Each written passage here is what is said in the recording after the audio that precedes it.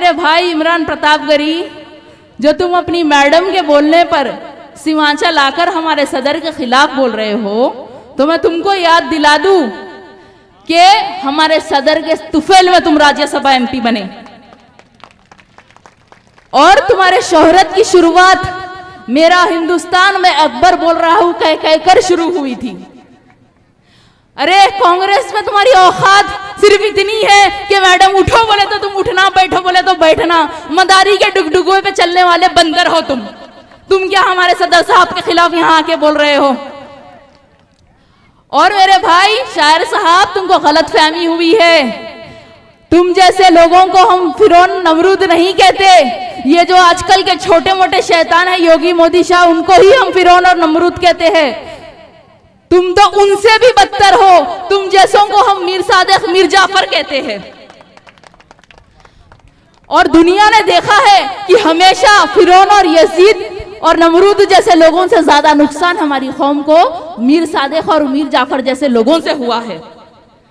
और एक हमारी बहन यूपी कायराना से भी यहाँ आई हुई है, जो बोल रही थी कि अगर यहाँ ओवैसी साहब को वोट देंगे तो उनकी हुकूमत तो नहीं बनेगी, लेकिन यहाँ पे बीजेपी आ जाएगी।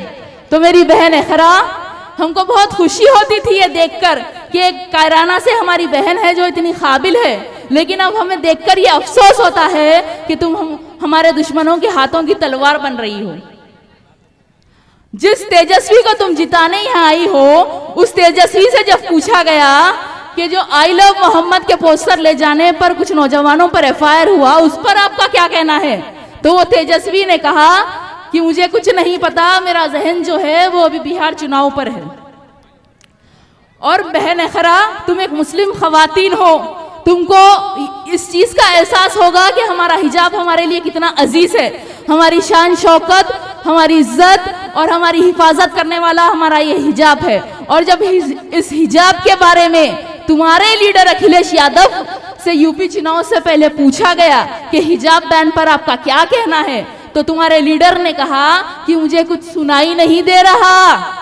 और जब मेरे कायद असदुद्दीन ओवैसी साहब से पूछा गया हिजाब बैन के बारे में, तो उन्होंने कहा कि हिजाब पहनना मुस्लिम लड़कियों का हक है और एक दिन इस मुल्क की प्राइम मिनिस्टर एक हिजाब पहनने वाली लड़की बनेगी इंशाअल्लाह। तो बहन इखरा, तुम्हारे सदर और मेरे सदर में इतना फर्क है। और जो तुम ये बात बोल रही हो कि यहाँ पे हम हुकूमत तो नहीं बना सकते, तो तेलंगाना में भी वैसे हमारी कोई हुकूमत नहीं है, वहां भी हमारी हुकूमत नहीं है। 119 में से वहां सिर्फ हमारे 7 एमएलए और 17 में से 1 एमपी है, लेकिन वहां जो भी हुकूमत होती है उनको हमारी जरूरत पड़ती है, हमें उनकी जरूरत नहीं पड़ती। वो हमारे इत्तेहाद की ताकत से मजबूर हो जाते हैं। वहां जहाँ कोई भी हुकूमत आती है वो हमारे इशारों पे नाचती है, हम उनके इशारों पे नहीं नाचते। तो हम यहाँ सीमांचल बिहार में भी हुकूमत बनाने नहीं आए हैं। हम सिर्फ इतना चाहते हैं कि सीमांचल के लोग किंग मेकर बने। हम नहीं चाहते यहाँ पे एनडीए की सरकार बने। हमारी ख्वाहिश ये है कि 14 तारीख के दिन जब चुनाव के नतीजे आए तो ये महागठबंधन के लोग हमारे दर पर आए, खटखटा कर बोले चलो हमारे साथ पटना, हम मजबूर है, अब हम तुमको भी तख्त पर बिठाएंगे।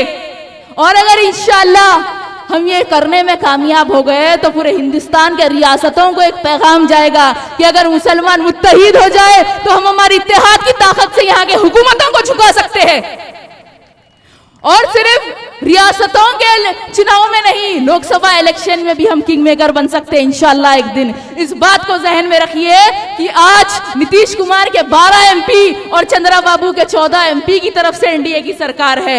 मेरी आप तमाम से दिली गुजारिश है कि 11 तारीख के दिन पतंग छाप को वोट देकर मजलिस से अपनी वाबस्तगी का सबूत दीजिए।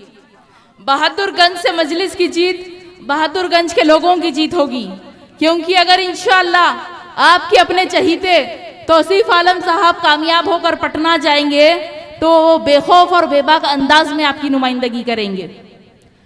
और अगर 1000 बार खुदा ना खास्ता वो प्रोफेसर साहब पटना जाएंगे तो वो ट्रैफिक में ही फंस जाएंगे। उनको हाई कमांड से इजाजत लेनी होगी क्योंकि जितने दीगर पार्टीज के मुस्लिम नेता होते हैं पूरे के पूरे गूंगे रहते हैं।